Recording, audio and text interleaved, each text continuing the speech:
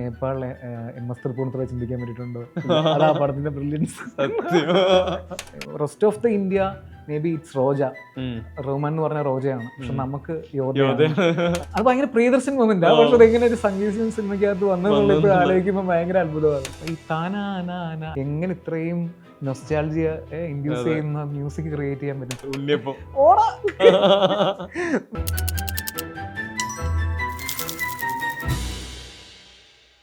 നമ്മൾ പുതിയ programme series start ചെയ്യാണ്. എപ്പോഴും നമ്മൾ വരുമ്പോഴെല്ലാം സിനിമ പറ്റിയാണ് സംസാരിക്കുന്നത്.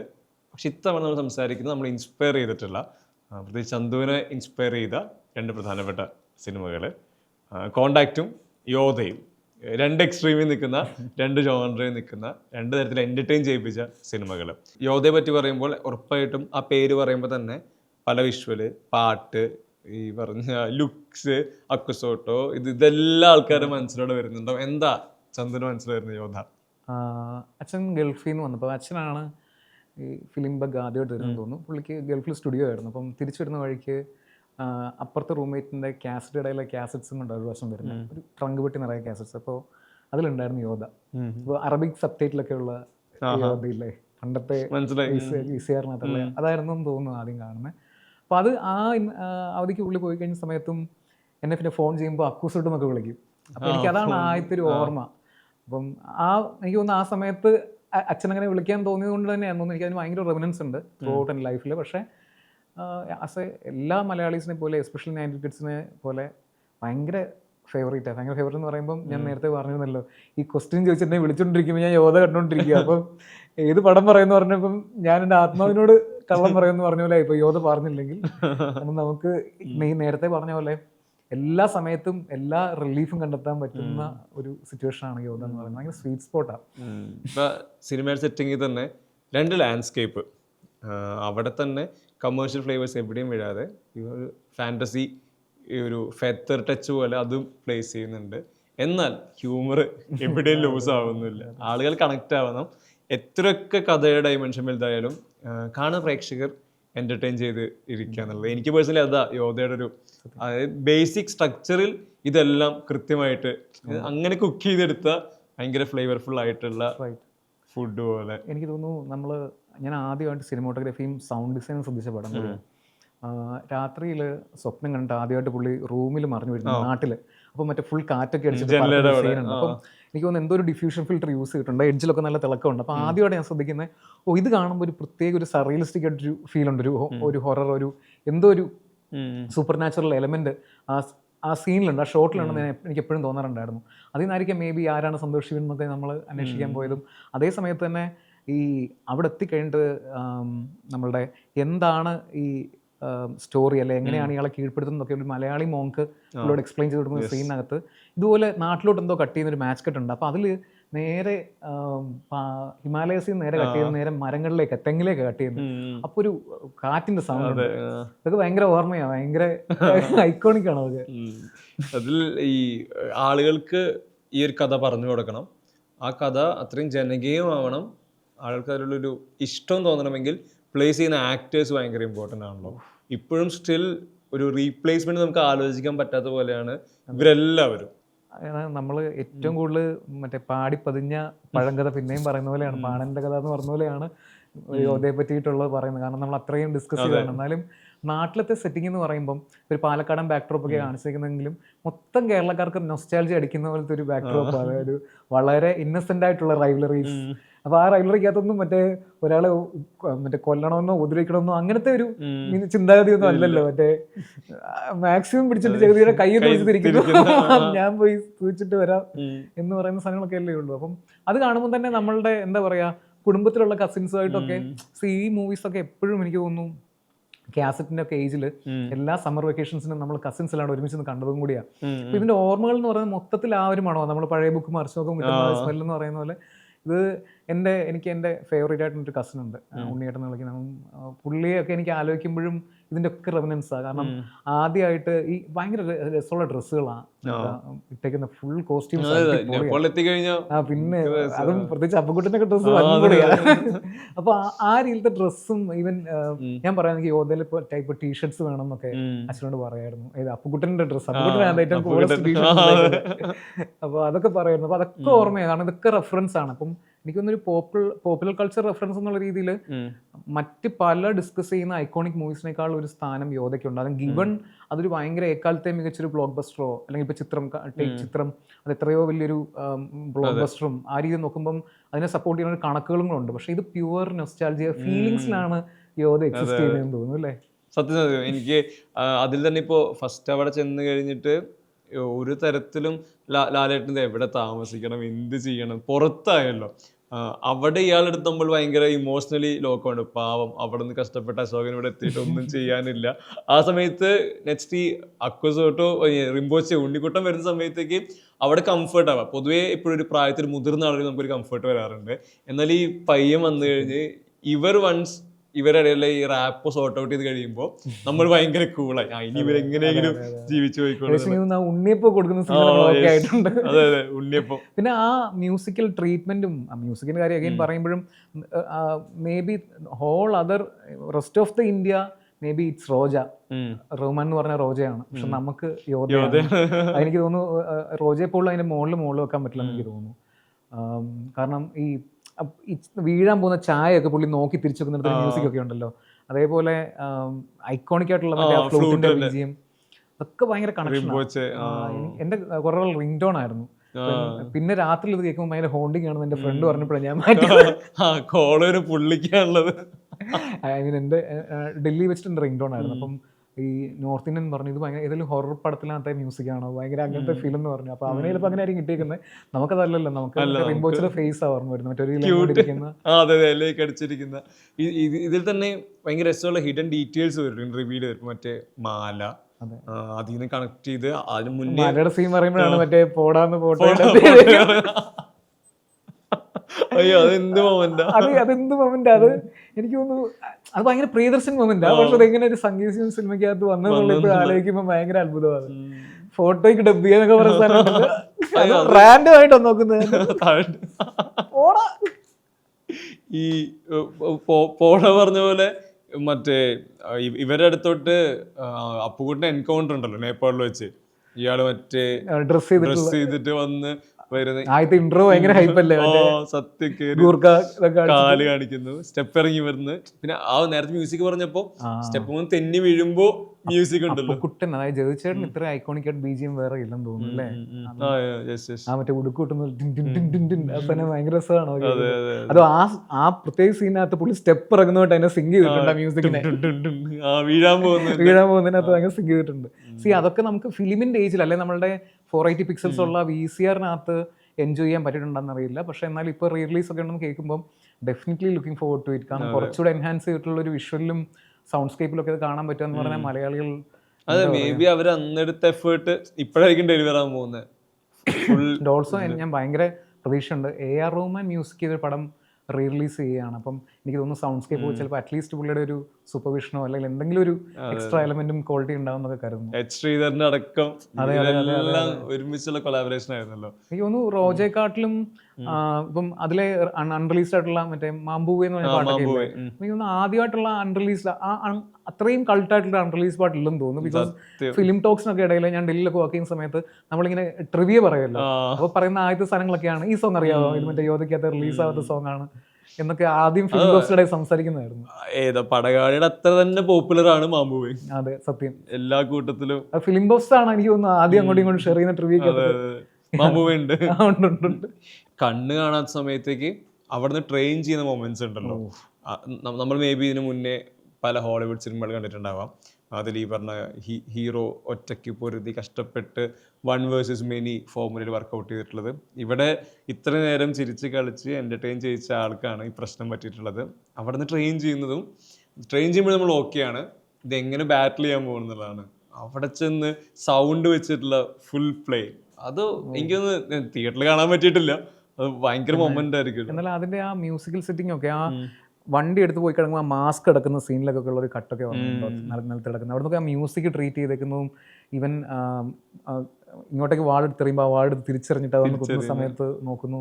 ഈവൻ വില്ലനും ഒക്കെ ഭയങ്കര ഐക്കോണിക് ആയിരുന്നു. എനിക്കൊന്നും മലയാളത്തിൽ ആ സമയത്ത് വേറൊരു ഭൂപ്രകൃതി സെറ്റ് ചെയ്തുകൊണ്ട് തന്നെ കാസ്റ്റിംഗ് ഭയങ്കര ഫ്രഷ് ആയിരുന്നു. നമുക്ക് കാണുമ്പം ശരിക്കും ആ നേപ്പാൾ ഫീൽ ചെയ്യുന്ന രീതിയിലത്തെ ഒരു കാസ്റ്റിംഗ് ആയിരുന്നു. ഈവൻ ആ ട്രെയിനിങ് സാധനങ്ങളൊക്കെ പാലക്കാട് കുറച്ച് പോർഷൻസ് ഷൂട്ട് ചെയ്തിട്ടെന്ന് പറഞ്ഞിട്ട് പിന്നെ ഞാൻ നോക്കുന്നത് നമ്മൾ കാണുന്നൊക്കെ സഹ്യ മലനിരകളാണ് പുറകിൽ നിന്നൊക്കെ ഭയങ്കര വലിയ ഇൻസൈറ്റ് ആയിരുന്നു. ബിക്കോസ് നമ്മളത് ഫുൾ ഹിമാലയത്തിലല്ല എക്സ്പെക്ട് ചെയ്യുന്നത്. അതെ മധുബാല ഭയങ്കര കാസ്റ്റിംഗ് ആയിരുന്നു. അതെ അതെ അതെ എനിക്ക് തോന്നുന്നു അതങ്ങനെ എനിക്ക് മധുബാല ശരിക്കും മലയാളത്തിൽ യോദ്ധ എന്നുള്ള രീതി മാത്രം ബ്രാൻഡ് ചെയ്യേണ്ട ഒരു സിനിമ തോന്നുന്നു. വേറെ സിനിമയ്ക്കത്തുണ്ട്, പക്ഷെ മധുബാല അതിൽ കണ്ടപോലെ ക്യൂട്ടായിട്ടും അശ്വതിയെ കണ്ടപോലെ വേറെ ആരും പൊട്ടർ ചെയ്തിട്ടില്ലെന്ന് തോന്നുന്നു അല്ലേ. ഇതിൽ നമ്മൾ ലോക്കാവുന്നത് വൺസ് അക്കുസോട്ട് ഉണ്ണിക്കുട്ടും തമ്മിൽ ലിങ്ക്ഡ് ആയി കഴിയുമ്പോഴാണ്. ഇപ്പൊ ഇയാൾക്കൊരു സർവൈവലാണ് ലക്ഷ്യമെങ്കിലും ഒരു പോയിന്റ് ഇവർ ഒരുമിച്ചാവുന്നിടത്ത് എൻ്റെ നറേറ്റീവ് മാറി. ഇവരിലോട്ട് ഈ പറഞ്ഞ നമ്മളെല്ലാവരെയും ആ ഒരു ചായ്വ് അങ്ങോട്ടേക്ക് കൊണ്ടുപോയിട്ടാണ് മൊത്തം കഥ പോകുന്നത്. ഈ ഇമോഷൻ പിക്ക് ചെയ്യുന്നത് ഇപ്പോൾ ചന്തു ആണെങ്കിലും സിനിമ എഴുതുന്ന സംവിധാനം ചെയ്യുന്ന പോയിന്റിൽ ഇമോഷണൽ കൺസിസ്റ്റൻസി അതിലാളുകൾ ലോക്ക് ചെയ്യുക എന്നുള്ളത്, അതിൻ്റെ ഒരു ജഡ്ജ്മെന്റ് എടുക്കുക, അതത്ര ഈസിയാണ് ശരിക്കും. അതിലൊരു തീർച്ചയായിട്ടും ഈസി അല്ല. കാരണം ഇത് നമ്മൾ പ്രത്യേകിച്ച് ഇങ്ങനത്തെ ഒരു ക്രാഫ്റ്റ്, അതും ഫിനാൻസ് ഒക്കെ ഇൻവോൾവ് ആയിട്ടുള്ളൊരു ക്രാഫ്റ്റിനകത്തേക്ക് നമ്മൾ കുറച്ചെങ്കിലും ഫോഴ്സ്ഫുൾ ആണ് നമ്മൾ ചെയ്യുന്ന സമയത്ത്. ബിക്കോസ് നമുക്ക് ആർക്ക് കറക്റ്റ് ചെയ്യണം എന്നൊക്കെയുള്ള രീതിയിൽ നമ്മൾ പല ഫീഡ്ബാക്കുകളൊക്കെ ആയിട്ട് നമ്മൾ ചെയ്യുന്ന സമയത്തൊക്കെ ഇതിന് കുറച്ചുകൂടെ ഒരു ഫോർമുലയ്ക്കായിട്ടുള്ള ഒരു ഇപ്പോഴത്തെ കാലത്തെങ്കിലും ഉണ്ടത്. പക്ഷേ നാച്ചുറലി ഒരു നല്ല ഞാനൊക്കെ അറ്റൈൻ ചെയ്യാൻ അല്ലെങ്കിൽ ആസ്പിയർ ചെയ്യുന്നൊരു മേ ബി ഒരു തലമാണ്. അങ്ങനെയൊക്കെ കൃത്യമായിട്ട് നമ്മൾ എഴുതി തരുന്നതിനകത്ത് ഓർഗാനിക്കലി അതൊക്കെ ഉരുത്തിരിഞ്ഞ് വരണം എന്നുള്ളത് ഞാനൊക്കെ ഇപ്പോഴും അതിൻ്റെ ബിഗിനർ സ്റ്റേജിൽ പഠിച്ചുകൊണ്ടിരിക്കുന്ന വർക്ക് ഇൻ പ്രോഗ്രസ് ആയിട്ടുള്ള ആൾക്കാരാണെന്ന് തോന്നുന്നു. നമ്മുടെ റിംബോച്ചിയുടെ കാര്യം പറയുമ്പോൾ ഉണ്ണിക്കുട്ടൻ ഉണ്ടല്ലോ, നാട്ടിലത്തെ ഉണ്ണിക്കുട്ടൻ ഭയങ്കരമായിട്ടും വേറൊരു സാധനം ഉണ്ടെന്ന് വെച്ച് കഴിഞ്ഞാൽ, തുടക്കത്തിൽ ഇവർ റെയിൽവേ ക്രോസിനോടൊന്നും ചോദിക്കുമല്ലോ പോയി കഴിഞ്ഞാൽ പിന്നെ വരൂല്ലെന്നൊക്കെ ചോദിക്കുമ്പോൾ ശരിക്കും നമ്മളാ, ഞാൻ കുട്ടിയാണ് ലാലേട്ടൻ പോകുന്ന പോലത്തെ ഒരു ഫീലാണ് നമ്മളെടുക്കുന്നത്. അപ്പോൾ അത് നല്ലത്. എനിക്ക് എൻ്റെ ചേട്ടൻ അവധിക്ക് നാട്ടിൽ പോകുമ്പോഴൊക്കെ എനിക്ക് അത് ആ സാധനം അടിക്കുമായിരുന്നു. അപ്പം അത് ഭയങ്കര ആ സാധനമാണ്. പിന്നെ അപ്പുറത്ത് ഡ്യൂവിൽ പോലും നമുക്ക് അപ്പുറത്ത് കിട്ടുന്നത് ത്രൂ റെംബോച്ചി കൂടെ കിട്ടുന്നത്. അപ്പം പക്ഷെ എന്നാലും ആ പയ്യന്റെ ഒരു കാത്തിരിപ്പൊക്കെ കാണുമ്പോൾ നമുക്ക് ഭയങ്കര ഒരു വേറെ ഫീലാണ്. അവൻ നാട്ടിൽ ഇരിപ്പുണ്ടല്ലോ, ഇത് കഴിഞ്ഞ അവിടെ പണ്ട് ആലോചിക്കുമായിരുന്നു അവൻ തിരിച്ചു പോവാ മറ്റേ നാട്ടിലേക്കല്ലേ എന്നൊക്കെ ആലോചിക്കുമായിരുന്നു. രണ്ട് എക്സ്ട്രീം ആണല്ലോ, തിരിച്ചു കഴിഞ്ഞാൽ ഉണ്ണിക്കുട്ടൻ അതെ ഈ രീതിയിൽ സത്യം ആ ഇന്നസെൻസിനെ പ്രിസർവ് ചെയ്തേക്കുന്ന ഒരു സിനിമയും കൂടെ ആണ്. മലയാളിക്ക് ഇത്രയും ഇന്നസെൻസ് ഉണ്ടായിരുന്നു എനിക്ക് തോന്നുന്നു 90s പ്രിയദർശൻ സിനിമയ്ക്കകത്തും മേ ബി യോധയ്ക്കകത്തൊക്കെയാണ് തോന്നുന്നു അല്ലേ. സത്യം, അത് മോട്ടീവ് ഇല്ലാതെ ഇതിനു വേണ്ടി ഇറങ്ങിത്തിരിക്കുന്ന, അത് അപ്പുക്കുട്ടന്റെ മോട്ടീവ് ഒക്കെ കോമഡി. അപ്പുക്കുട്ടൻ മറ്റേ നിന്നെ തോൽപ്പിക്കുന്നുള്ള രീതി നേപ്പാളിൽ പോയേക്കുക, എവിടെ പോയിട്ടാണല്ലോ ഇയാളെ തോൽപ്പിക്കാന്നല്ലാണ്ട് പുള്ളിക്ക് വേറെ ലക്ഷ്യം. തോൽപ്പിക്കുന്ന പറഞ്ഞ മറ്റേ കുത്തി വളർത്തുകയൊന്നുമല്ല, ചെറിയ ചെറിയ കാര്യങ്ങളൊക്കെയാ. അപ്പൊ അതിലും ഈ പറഞ്ഞ പോലെ മറ്റേ ഡോൾമേമ, ഈ പൊക്ര, ആദ്യമായിട്ട് പൊക്രയിലും അന്നപൂർണ മറ്റേ അവിടെയൊക്കെ പോകുന്ന സമയത്ത് പൊക്രയൊക്കെ കേൾക്കുമ്പോൾ നമ്മുടെ മൈൻഡ് ഇതാണല്ലോ. അപ്പം നേപ്പാൾ പോപ്പുലർ കൾച്ചറിൽ മലയാളിക്ക് നേപ്പാൾ എന്ന് പറഞ്ഞാൽ ഫോർ ദവർ സിനോണിം ടു യോധയാണ്. അത് വേറെ ആർക്കും തോന്നുന്നു ആ സാധനം. ഈ പടകാളി പാട്ട് പക്ഷെ എന്താ, രണ്ടുപേരും ഒരുമിച്ച് പാടുമ്പോഴും കഷ്ടപ്പെടുന്ന, ഒരാൾക്ക് ഒറ്റയ്ക്ക് പാടാൻ വളരെ ബുദ്ധിമുട്ടുള്ള പാട്ടായിട്ട് തോന്നിയിട്ടുണ്ട് പടകാളി എന്നുള്ളത്. അതിന്റെ ഒരു മെമ്മറി ശരിക്കും അന്താക്ഷരി വീട് നമുക്ക് പാടാൻ പറ്റില്ലല്ലോ. പാടാൻ പറ്റില്ല. പക്ഷെ എനിക്ക് തോന്നുന്നു പ്രോപ്പർ, ഞാൻ ഈയിടെ ഞങ്ങള് ബ്രോദാവിയുടെ ഒരു റാപ്പ് റെക്കോർഡ് ചെയ്യുന്നായിരുന്നു വലയ്ക്ക് വേണ്ടിയിട്ട്. അപ്പോൾ ഇങ്ങനെ പറയുമ്പോൾ ഞങ്ങൾ പറയായിരുന്നു ഞങ്ങളുടെ ആദ്യത്തെ റാപ്പ് മേ ബി പടകാളി ആയിരിക്കും. പക്ഷെ അതിന്റെ സെറ്റിംഗ് ആണ് ഇപ്പോഴും കാണുമ്പോൾ ഏറ്റവും ഈ താനാന അതിൻ്റെ ഇടയിലുള്ള സാധനമൊക്കെ ശരിക്കും മലയാളി അതിപ്പോഴും ആലോചിക്കും. കുറച്ചപ്പുറത്ത് നിന്നിട്ട് ഒരു തേർഡ് പാർട്ടി അല്ലെങ്കിൽ ഒരു തമിഴൻ്റെ ലെൻസിൽ കൂടെ മലയാളികളെ കണ്ടിട്ട് എങ്ങനെ ഇത്രയും നൊസ്റ്റാൾജിയ ഇൻഡ്യൂസ് ചെയ്യുന്ന മ്യൂസിക് ക്രിയേറ്റ് ചെയ്യാൻ പറ്റും. പടകാളിക്ക് അങ്ങനെ ഒരു ക്ഷേത്രത്തിൽ നടക്കുന്ന ഒരു പരിപാടി എന്നുള്ള സാധനം കേട്ടാൽ അത് ഫീൽ ചെയ്യുമല്ലോ. എന്നാൽ ഒരു കൃത്യമായിട്ടും ഒരു മോശം തോന്നാത്ത നിഘണ്ടുവിൽ നിന്നും നേരെടുത്ത വാക്കുകൾ യൂസ് ചെയ്തിട്ട് സത്യം ഉണ്ടാക്കിയ ഒരു പാട്ട് പോലെയുണ്ട്. എനിക്ക് കേൾക്കുമ്പോൾ എപ്പോഴും ഭയങ്കര എല്ലാവരുടെയും മലയാളികളുടെ നിത്യജീവിതത്തിലെ മറ്റേ സ്റ്റേപ്പിൾ ഡിഷ് എന്ന് പറയുന്ന പോലെയുള്ള പാട്ടും കൂടെ ആണല്ലോ. ഒന്നും കൂടുതൽ പറയാനില്ല, നമ്മൾ ഡെയിലി ഇടുന്ന ഡ്രസ്സ് പോലെയാണ് പടകാളി എന്ന് പറയുന്നത്. എൻ്റെ ഇപ്പോഴും എനിക്കൊന്നും എല്ലാ പാട്ടും ഉണ്ട്, യോധയിലെ എല്ലാ പാട്ടും സ്റ്റിൽ പ്ലേലിസ്റ്റിലുണ്ട്. പിന്നെ ഐക്കോണിക് സീൻ മറ്റേ ഒടുരണികൃഷ്ണന്റെ സീൻ ഉണ്ടല്ലോ, മീന പറയുന്നത് in the world of Kaviyoor Ponnamma and KPSലുള്ളത് ആ പറയുന്ന മലയാളത്തിലെ മറ്റേ മുൻനിര അമ്മമാരെക്കാളും തങ്കമ്മ എന്ന് വിളിക്കാനായിട്ട് നമ്മൾ പഠിച്ച രീതി. തങ്കമ്മ അതെ അതെ അതെ, തങ്കമാണ് അവര്. സത്യം. അതെനിക്ക് തോന്നുന്നു ആ മേലെപ്പറമ്പിലെ ആൺവീടും ഇതൊക്കെ കാണുന്ന സമയത്താണ് ഇങ്ങനൊക്കെയാണ് നമ്മുടെ വീട്ടിൽ അമ്മമാര് തമ്മിൽ സംസാരിക്കുന്ന തോന്നൽ, റിലേറ്റിവിറ്റി ഉള്ള. ഉണ്ണിവിളിയേക്കാളും കൂടുതൽ ഇപ്പറയാണല്ലോ. അതെ അതെ, അമ്മയുടെ പിന്നതയിലും. സിനിമാറ്റോഗ്രാഫീസും ഭയങ്കര ഫ്രഷ് ട്രീറ്റ്മെന്റ് ആയിരുന്നില്ല നമുക്ക് ഈ സിനിമ കാണുന്ന സമയത്തേക്ക്. എനിക്ക് തോന്നുന്നു ലാൻഡ്സ്കേപ്പും അതുപോലെ യൂസ് ചെയ്യാൻ പറ്റിയത്. അതായത് ശരിക്കും പറഞ്ഞാൽ ആ ജോണർ പിന്നെ എക്സ്പ്ലോർഡ് ആണെന്ന് തോന്നുന്നു. അങ്ങനെ ഇപ്പം ശരിക്കും പറഞ്ഞാൽ ഒരു സ്ഥലത്ത് പോയി ഒരാളെ രക്ഷിച്ച് തിരിച്ചു വരിക എന്നൊക്കെ പറയുന്നത് ഇപ്പൊ ഈ ടേക്കൻ്റെ ഒക്കെ സ്ഥിരം കൈൻഡ് ഓഫ് ഫോർമാറ്റ് ആണ്. പക്ഷെ അതിനൊരു എഗെയിൻ ഒരു മാട്രിക്സ് കൈൻഡ് ഓഫ് ഒരു സാധനം ഉണ്ട് അതിനകത്ത്. ഒരു ചൂസൺ വൺ, അയാൾക്കൊരു നിമിത്തം, അയാൾക്കൊരു നിയോഗം ഉണ്ട്, അയാൾ ഒരു സ്ഥലത്ത് പോകുന്നു, അത് കുറച്ചുകൂടെ മിത്തിക്കൽ, വേറൊരു കംപ്ലീറ്റ് ഒരു ആൾക്കാരെ രക്ഷിക്കാൻ വേണ്ടിയിട്ട് പോകുന്ന എന്നൊക്കെ പറയുന്ന സാധനം ഭയങ്കര ലാർജർ ദാൻ ലൈഫ് അല്ലേ. ഒബ്വിയസ്ലി ഇൻസ്പിറേഷൻസ് ഉണ്ട്, നമുക്കറിയാം, ജെന്യുവൻലി ഇൻസ്പിറൻസ് ഉണ്ടെന്നറിയാം. പക്ഷെ അതിനേക്കാൾ ഉപരി അത് മലയാളിക്ക് എത്ര നല്ലൊരു പാത്രത്തിൽ മലയാളിക്ക് ഇഷ്ടപ്പെടുന്ന രുചിയോടുകൂടി പ്രസന്റ് ചെയ്തു എന്നുള്ളതാണ്. അതെ അതെ, കാരണം ഈ പറഞ്ഞ ഫാന്റസി വൺസ് വരുന്ന സമയത്ത് പോലും സിനിമ എസൻസ് എവിടെയും ഈ പറഞ്ഞ കോംപ്രമൈസ് ചെയ്യുന്നില്ല. ഈവൻ പ്രോപ്പർലി ആദ്യമായിട്ട് കണ്ടേക്കുന്ന ഫ്ലൈറ്റിനകത്തുള്ള ഷോട്ടൊക്കെ ഇപ്പോഴും യോധയ്ക്കകത്ത് അതിന്റെ ഓർമ്മയില്ല. മറ്റേ ഏതൊരു വൈറ്റിനോട് അപ്പോഴത്തെ മ്യൂസിക് ഒക്കെ അടിപൊളിയാണ്. പ്രോപ്പർ മറ്റേ മ്യൂസിക് ഉണ്ടല്ലോ, ഈ മോങ്സ് നോക്കിയിട്ട് ആ വിളക്കിങ്ങനെ അനങ്ങുന്നതും. ട്രാൻസിഷൻ ഉണ്ടല്ലോ, എനിക്ക് തോന്നുന്നു അങ്ങനത്തെ മാച്ച് കട്ട്സ്, ട്രാൻസിഷൻസ് ഒക്കെ ശരിക്കും വന്നിരിക്കുന്നത് അതിനകത്ത് തന്നെയാ. ഇവര് തമ്മില് മറ്റേ പാലക്കാട് ഇത് സ്വിച്ച് ഉണ്ടല്ലോ ഇടയ്ക്ക്, അത് ഭയങ്കര രസമാണ്. സൗണ്ട് ഡിസൈനിലൊക്കെയാണ് പിടിച്ചേക്കുന്നത്. അതുപോലെ വെള്ളത്തിൽ ഉരുണ്ട് കുട്ടി താഴെ വീഴുന്ന സീനും അതൊക്കെ രസമാണ് കാണാൻ. ഈ നേരത്തെ വില്ലൻ പറഞ്ഞപ്പോഴേ ഈ വില്ലത്തി ഇവരുടെ ഡ്യൂവോ ഉണ്ടല്ലോ, നമുക്ക് ഹോണ്ടിങ് ആണ്. എന്നാൽ നമ്മളൊരു പോയിന്റിൽ സംശയിക്കുമല്ലോ, പാവം ലാലായിട്ട് ഇയാൾ ഇടിച്ചിടാൻ പറ്റുമോ എന്നുള്ളത്. അയാൾ അത്രയും ബൈ ഫീച്ചേഴ്സ് നമ്മളെ പേടിപ്പിക്കുന്നുണ്ട്. വെള്ളപ്പൊടി ഭയങ്കര പേടിയല്ല. അതെ അതെ അതെ, ഇത് പണ്ടത്തെ സ്ഥിരം പരിപാടിയായിരുന്നു ഗോതമ്പൊടി കൊച്ചിലത്തെ എടുത്തേറിയും. ഇത്രയും വലിയ ക്രൈസിസും കെയോസും എല്ലാം കഴിഞ്ഞ് ഫൈനലി ജയിച്ചേട്ടൻ പിന്നെയും വരുമല്ലോ. അവിടെ ഈ പറഞ്ഞ മലയാള ഫോർമുലയിൽ നമ്മൾ റിലാക്സ്ഡ് ആക്കുന്നുണ്ട്. ഇത്രയും നേരം ടെൻഷൻ. അതാ എപ്പോഴും എനിക്ക് മൂവി കാണുമ്പോൾ അത്ഭുതം. അന്നേ ചിലപ്പം പടം ചെയ്യുന്ന സമയത്ത് ഈ ടോണൽ ഇൻഡിഫറൻസിനെ പറ്റിയിട്ടൊക്കെ ഇവർ സംസാരിച്ച് മേ ബി അവർ ടു കണ്ടീഷൻഡ് ആയി പോയിരുന്നെങ്കിൽ സെക്കൻഡ് ഹാഫ് ഒരു കംപ്ലീറ്റ്ലി ഒരു ആക്ഷൻ ബേസ്ഡ് ആയി പോയത്. അങ്ങനെയാണ് സാധാരണ ഇങ്ങനത്തെ ടെക്നിക്കൽ മൂവീസ് ഒക്കെ ഇരിക്കാറ്. നേരെ ഷിഫ്റ്റ് വരുന്നു, അങ്ങനെയാണ് തീർക്കുക. പക്ഷെ ഇവർ ആ ടോണൽ ആ പരിപാടി അവസാനം വരെ ഇങ്ങനെ കൊണ്ടുപോകുന്നുണ്ട്. അവസാനം ചോദിച്ചേട്ടൻ അത് തീർത്തില്ലെങ്കിൽ അത് ഭയങ്കര നഷ്ടമാണ്. അത് വേറെ രീതിയിലേ മൂവി ഇരിക്കത്തുള്ളൂ. ചോദിച്ചേട്ടൻ കാണിക്കുമ്പോഴാണ് അവസാനം വന്ന് മ്യൂസിക് ഇട്ട് കാണിക്കുമ്പോൾ ഒരു പോയിന്റിലെത്തുമ്പം എനിക്ക് കൊച്ചിലെ കാണുമ്പോൾ എനിക്ക് എപ്പോഴൊക്കെ അപ്പുക്കുട്ടനായിരുന്നു ഹീറോ.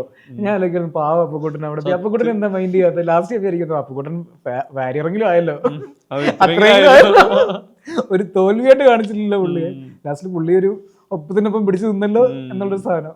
അപ്പം ആലോചിക്കുമ്പോൾ ആന്റഗോണിസ്റ്റ് ആയിട്ട് കാണിച്ച അവസാനം ഒപ്പത്തിനൊപ്പം നായകന്റെ കൂടെ തന്നെ നിന്ന് മാർഷൽ ആർട്സും പഠിച്ചിട്ടാണ് സത്യം തോക്കാത്ത ആന്റഗോണിസ്റ്റിനെ കാണിച്ചിട്ട് പടം. ഇനി തിരിച്ച് നാട്ടി വന്ന അടുത്തവരുടെ ഉത്സവത്തിന് മത്സരം എങ്ങനെയാക്കുന്നുള്ള അതുകൊണ്ടല്ലോ അപ്പുകുട്ടും കൂടെ വിൽ പവർ സ്ട്രോങ് ആയി, അശോക് എക്സ്ട്രാ മറ്റേ ആക്ടിവിറ്റീസും പറയുമ്പോഴും നമ്മുടെ ഓർമ്മകളിൽ നിൽക്കുന്ന ഒരു സാധനമാണെന്ന് തോന്നുന്നു. പിന്നെ എപ്പോഴോ ലാലേട്ടനും ഈ നമ്മുടെ റിംബോച്ചിയും കൂടെ കണ്ടൊരു ഫോട്ടോ ഒക്കെ കുറെ നാളായിട്ടുണ്ടായിരുന്നു. അത് കണ്ട സമയത്തൊക്കെ ഭയങ്കര എനിക്ക് തോന്നുന്നു അത്രയും നമുക്ക് ഭയങ്കര ബിലൗഡ് ആണെന്ന് അയാൾ എന്നുള്ളത് നമുക്ക് ആ നോട്ടത്തിലുള്ള താഴത്തെ കമന്റ്സ് നിൽക്കുന്നത്. ഇവര് കണ്ടതിനപ്പുറത്ത് നമ്മൾ ഇവര് ഇങ്ങനെയായോ രൂപ ഇതായോ എന്നുള്ളതാണ് എല്ലാവരും. അങ്ങനെ എനിക്ക് തോന്നുന്നു ഈ കാഴ്ചക്കകത്ത് കൊച്ചിൻ റാപ്പ് എന്നൊക്കെ പറയുന്നതിന്റെ ഒരു അതിനൊരു ശരിക്കും പറഞ്ഞാൽ അതിന്റെ ഒരു കംപ്ലീറ്റ് പൊട്ടൻഷ്യൽ കിട്ടിയ ആളാണെന്ന് തോന്നുന്നു. ഈ യോധ പോലുള്ള സിനിമകള് എനിക്ക് തോന്നിട്ടുണ്ട് അതിന് ആളുകളെ തിയേറ്ററിലോട്ട് കൊണ്ടുവരാൻ പ്രേക്ഷകരുടെ ശ്രദ്ധ ഈസിലി ക്യാച്ച് ചെയ്യാൻ പറ്റുന്നതാണല്ലോ. കാരണം ഈ പറഞ്ഞ ഇമോഷണൽ ഹുക്ക് ഉണ്ട്, ഒരാൾ സേവിയർ ആയിട്ട് പോകുന്നു, അവിടുന്ന് മിഷൻ അക്കംപ്ലിഷ് ചെയ്തിട്ട് തിരിച്ചു വരുന്നു. ഭയങ്കര രസമുള്ള ഫോർമുലയാണ്.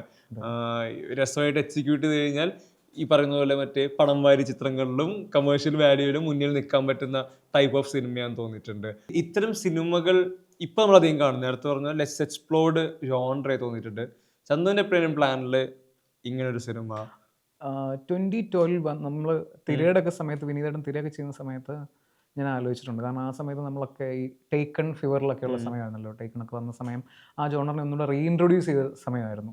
ഒരു ഐക്കോണിക് ഡയലോഗും അതിനൊരു ഈവൻ എനിക്ക് തോന്നുന്നു ഓരോ കാലത്തും അതിൻ്റെ ഇപ്പം മാർഷൽ ആർട്സ് യൂസ് ചെയ്യാതെ തന്നെ ഒരു ഫാമിലിയെ പ്രൊട്ടക്ട് ചെയ്യാനായിട്ട് ഒരു അണ്ടർഡോഗ് ഇറങ്ങുന്നതും അല്ലെങ്കിൽ പണ്ട് മിഷനിൽ പണ്ട് പുലിയായിരുന്ന ആള് ഇപ്പം അണ്ടർ ഡോഗ് ആയിട്ട് ജീവിക്കുന്ന സമയത്ത് പുള്ളി പിന്നെയും ഇപ്പൊ നോബഡിയും എല്ലാം ആ ഒരു league തന്നെ വരുന്നതാണ്. അതെ, എനിക്ക് തോന്നുന്നു ഭയങ്കര ഫാക്ടറി ഉള്ള ഒരു ജോണർ തന്നെയാണ്. അൺലെസ് ആൻഡ് അണ്ടിൽ നമ്മളുടെ പ്രാദേശികമായ എന്തെങ്കിലും എലമെന്റ്സോ അല്ലെങ്കിൽ നമുക്ക് ഇത്രയും പ്രിയപ്പെട്ടതാവുന്ന ടൈപ്പ് ഓഫ് ആർട്ടിസ്റ്റുകൾ അത് പ്ലേ ചെയ്ത് ഇതുപോലെ ഇടയ്ക്ക് ഒരു ഭയങ്കര നോട്ട് സോ സീരിയസ് അല്ലാത്തൊരു ട്രാക്കോട് ഇതിന്റെ ഇടയിലൊക്കെ ഉണ്ടെങ്കിലായിരിക്കാം ചിലപ്പോൾ അത് ഭയങ്കര എന്നാൽ പോലും ദ ഐറണി ഈസ് നമ്മൾ ഉദാഹരണം പറയുന്ന സിനിമ പോലും ഡിഡിൻ വർക്ക് വെൽ എന്നുള്ള രീതിയിലാണ് നമ്മൾ കേൾക്കുന്നത്. ഞാൻ 90s ബോണാണ് ഞാൻ, അതുകൊണ്ട് തന്നെ എനിക്കറിയില്ല തിയേറ്ററിൽ അതെങ്ങനെയായിരുന്നു വർക്ക് ആയിരുന്നത്. അതെ, യോധയുടെ സക്സസ് ശരിക്ക് പോസ്റ്റ് റിലീസിലും പോസ്റ്റ് VCR റിലീസിലും ഏഷ്യനെറ്റിൽ ടെലികാസ്റ്റ് ചെയ്ത് കണ്ട് മെജോറിറ്റി കണ്ട് എൻജോയ്. അന്ന് എനിക്ക് തോന്നുന്നു സ്ട്രീമിങ്ങോ അല്ലെങ്കിൽ ഇപ്പൊ ഒരു കളക്റ്റഡ് കമ്മ്യൂണിറ്റി എക്സ്പീരിയൻസോ ഒന്നും ഇല്ലാത്ത സമയത്താണ് കുറെ ആൾക്കാരെ കണക്ട് ചെയ്യുന്ന രീതിയിൽ യോധ എന്ന സിനിമ ഉണ്ടായിരുന്നത്.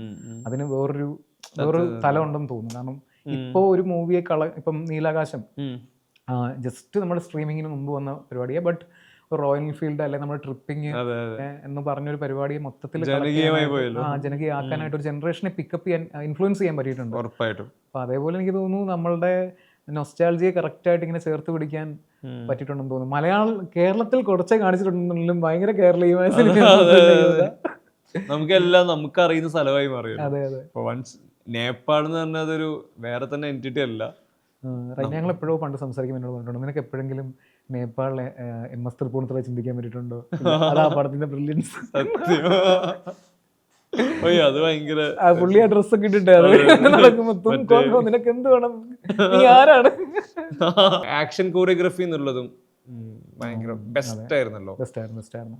എനിക്ക് തോന്നുന്നു അതും ഇതിൻ്റെ കൂടെ ആഡ് ചെയ്യേണ്ടത്. അതായത് ശരിക്കും പറഞ്ഞ പ്രൊഡക്ഷൻ ക്വാളിറ്റി വൈസ് ശരിക്കും നമ്മൾ അത് അണ്ടർപ്ലേഡ് ആണ്. അതിലെ കുറേ എലമെന്റ്സ് ഇതുപോലെ അണ്ടർപ്ലേഡ് ആണ്. നമ്മൾ ആക്ഷനൊന്നും തീരെ എടുത്തു പറയാറില്ല, ബിക്കോസ് ഒരു മാർഷൽ ആർട്സ് ആയിട്ടുണ്ട്. പിന്നെ നമ്മൾ അങ്ങോട്ട് ആലോചിക്കുന്ന സമയത്ത് ഈ നോർത്ത് ഈസ്റ്റിക് അല്ലെങ്കിൽ മറ്റേ ചൈനീസ് ലുക്കുള്ള ആൾക്കാരെ കാണുമ്പോൾ നമ്മൾ ബൈ ഡിഫോൾട്ടായിട്ട് ഈ ആക്ഷനുമായിട്ടൊക്കെ നമ്മൾ കണക്ട് ചെയ്യുമല്ലോ. അങ്ങനെ കണക്ട് ചെയ്തിട്ടുള്ള രീതിയിൽ നോക്കുമ്പോൾ പോലും ആക്ഷൻ വൈസ് ആ ജനറേഷൻ പടങ്ങളെക്കാളും ഭയങ്കര ഹെഡാണ്. കാരണം ആ ജനറേഷനകത്ത് ഭയങ്കര ഗിമ്മിക്ക് ഉണ്ടായിരുന്ന സമയമായിരുന്നു. ബിക്കോസ് ഫിലിമിൽ ഈ ഇത് ഷൂട്ട് ചെയ്യുന്ന സമയത്ത്, സ്റ്റണ്ട് ഷൂട്ട് ചെയ്യുന്ന സമയത്ത് എപ്പോഴും നമുക്ക് ആ ഗിമ്മിക്ക് ഫീൽ ചെയ്യാം. ഒരു അടിയിൽ അത് കൊള്ളുന്നുണ്ടോ എന്നൊക്കെയുള്ള, പ്രത്യേകിച്ച് ഇങ്ങനത്തെ ഫിലിമിലാണല്ലോ ടച്ച് ഒക്കെ ഭയങ്കര ഇമ്പോർട്ടൻ്റ് ആവുന്നത്. നമ്മുടെ നാട്ടിലത്തെ അടി സിനിമയ്ക്കകത്തൊക്കെ എഫക്ട്സുകളിലാണ് ഉപയോഗിക്കുന്നത്. ഇതിൽ മറ്റേ പ്രോപ്പർ മറ്റേ സ്റ്റാൻസ്, അത് ലാലേട്ടൻ അന്തനതിന് ശേഷം വാൾ ഊരുന്നതും അത് ഓറയിലേക്ക് തിരിച്ചിടുന്നതും ആ സമയത്തെ ഐ പോയിന്റ് ഒക്കെയാണ് ശരിക്കും ഇപ്പോഴും ആലോചിക്കും. അന്തൻ എന്ന് പറയാനായിട്ട് വേറെ എന്ത് വേണം അല്ലേ? ഒരു ഐ പോയിന്റ് ആ കറക്റ്റ് വെച്ചേക്കുന്ന ആംഗിളിൽ നമുക്കത് കമ്മ്യൂണിക്കേറ്റ് ആവുന്നുണ്ട്. പക്ഷെ അതിൽ തന്നെ കമ്മ്യൂണിക്കേറ്റ് ആവുന്നുണ്ട് എന്നെ ആർക്കും തോൽപ്പിക്കാനും പറ്റൂല. ലൈക്ക് ഈസ് ഡിറ്റർമൈൻഡ്, തീർത്തിട്ട് വരുള്ളൂ എന്നുള്ള രീതിയിലാണ് ഫൈനലി ആ കേവിൽ പുള്ളി വരുന്നത്. ഇവളുടെ ക്യാരക്ടറിൽ കളരിയും ഉണ്ട്, ഇവിടെ വന്ന് ഇവിടെയും അച്ചീവ് ചെയ്തെടുക്കുന്ന ഒരു മാർഷൽ ആർട്ട് ബാക്കപ്പ് വരുന്നുണ്ടല്ലോ. അതെന്തൊരു കോംബോ അല്ലേ. പിന്നെ വിഷ്വലി ഈ പ്രാക്ടീസ് സമയത്ത് കുറെ ഭയങ്കര രസമുള്ള സിലൗട്ട്സ് ഉണ്ടല്ലോ, മലയുടെ മുകളിൽ നിന്നൊക്കെ പ്രാക്ടീസ് ചെയ്യുന്ന. ഈവൻ അതിന്റെ ഇടയിൽ കാണിക്കുന്ന ഭയങ്കര ചെറിയ സീക്വൻസ് അല്ലേ, മോള് വെള്ളം കുടിക്കുമ്പോൾ മാസ്റ്റർ മോള് വെള്ളം മാറ്റിയ പുള്ളി, അതൊക്കെ ഭയങ്കര രസമുള്ള അഡീഷൻസ് അല്ലേ. സാറിന് ഇങ്ങനെ സിനിമയ്ക്കകത്ത് മറ്റേ എലിവേറ്റ് ചെയ്ത് ലാസ്റ്റ് മറ്റേ പുറകെ തിരിഞ്ഞൊക്കെ എറിഞ്ഞിട്ടുള്ള സീനൊക്കെയാ കാണിക്കുക. പക്ഷെ ഇങ്ങനത്തെ വേരിയേഷൻസ് ഒക്കെ കാണുന്നതുകൊണ്ട് ഭയങ്കര ഗ്രൗണ്ടഡ് ആയിട്ടും ഫീൽ ചെയ്യും. ആ ഓമനത്വമാണെന്ന് തോന്നുന്നു, ആ ഒരു ഭയങ്കര കാൻഡിഡ്നെസ്സും കൂടിയാണെന്ന് തോന്നുന്നു അതിനെ നമ്മൾ ഫേവറേറ്റ് ആക്കുന്നത്. അല്ല ഭയങ്കര സ്കൈ ഹൈ ആയിട്ട് നായകനെ മറ്റേ ബൂസ്റ്റ് ചെയ്യാൻ ഉള്ള എലിവേഷൻ സീൻസ് മാത്രമായിരുന്നെങ്കിൽ ചിലപ്പോൾ അത് ആ രീതി വർക്ക് ആവണമെന്നില്ല. ഭയങ്കര ഗ്രൗണ്ടാണ്. ഈവൻ അശ്വതിയെ കുറേ നേരം കാണാനായിട്ട് ഭയങ്കര സ്വപ്നം എന്നൊക്കെ പറഞ്ഞ് അശ്വതി കാണിക്കുമ്പം ഇത്ര നേരം പുള്ളിക്കാരി ഇല്ലല്ലോ എന്നുള്ളത് ഇവിടെ ഉണ്ട് നമുക്കറിയാം. പക്ഷെ ആ ക്ലോസ് ചെയ്യുന്നത്, ആ നോട്ടിനെ ക്ലോസ് ചെയ്യുന്നത് എന്ത് രസമാണ്. നമ്മള് ഈ സ്വപ്നം പാര എന്നൊക്കെ പറയുന്ന സാധനങ്ങൾ നമുക്ക് ഭയങ്കര അത് അവൻ ആ ലാംഗ്വേജ് പറഞ്ഞുകൊണ്ടുകൂടിയാണ് നമ്മൾ. ഞാൻ എപ്പോഴും ആലോചിക്കും ഈവൻ ഒരു പ്രീ ചെയ്യുന്ന സമയത്തോ ഇവർക്ക് എങ്ങനെ ഈ നേപ്പാളിഷ് രീതിയിൽ മലയാളി ഹ്യൂമറിനെ റീഇൻവെന്റ് ചെയ്യാൻ പറ്റുന്നുള്ളത്. കാരണം അതിലങ്ങനെ കുറേ സാധനങ്ങളുണ്ടല്ലോ, അവൻ പറയുന്നതിനകത്താണല്ലോ കുറേ ഹ്യൂമർ വയ്ക്കുന്നത്. അതൊക്കെ ഭയങ്കര രസമല്ലേ.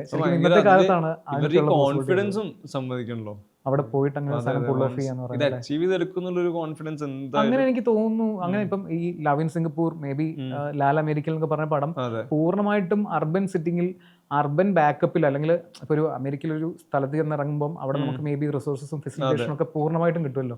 പക്ഷെ അന്നത്തെ ടൈമിൽ അങ്ങനെ ഭയങ്കര ഇപ്പം നേപ്പാൾ എന്ന് പറഞ്ഞൊരു നോമാഡിക് ആയിട്ടുള്ള, നമുക്ക് പോയി കഴിഞ്ഞാൽ എല്ലാ റിസോഴ്സും അവൈലബിൾ ആവണമെന്നില്ല. അതും ഫിലിമിലൊക്കെ അത് ഷൂട്ട് ചെയ്യാന്ന് പറയുന്നതും ആ ടെമ്പിൾസും നമ്മൾ പിന്നെ കാഠ്മണ്ഡു പോയപ്പോഴാണ് അറിയുന്നത് ഐക്കോണിക് ആയിട്ടുള്ള സ്ഥലങ്ങളെല്ലാം ഷൂട്ട് ചെയ്തിട്ടുണ്ട്. അത് പോയിട്ട് നമുക്ക് അവിടെ പ്രധാനപ്പെട്ട സ്ഥലങ്ങളായിരുന്നു. ആ രണ്ടാമത് കാണിക്കുന്ന ആ കാഠ്മണ്ഡു ടെമ്പിളിന്റെ അവിടെ സ്ഥിരം ഒരു മലയാളിക്കൂട്ടം കാണാം. മിക്കവാറും യോഗ മറ്റേ സ്പോട്ട് ചെയ്യാൻ പോയിക്കുന്നതായിരിക്കും. സ്റ്റെപ്സും സ്റ്റെപ്സ്. പക്ഷെ ആ ഷോട്ടും ഭയങ്കര രസമല്ലേ, ബുദ്ധനൊക്കെ ബുദ്ധഭഗവാന് താങ്കളും വീടോട്ടിറങ്ങി ഞാനും വീടോട്ടിറങ്ങി. ഇനിയും കാണാം, ഇനിയും സിനിമ സംസാരിക്കാം. Thank you bro. Thank you. Thank you so much.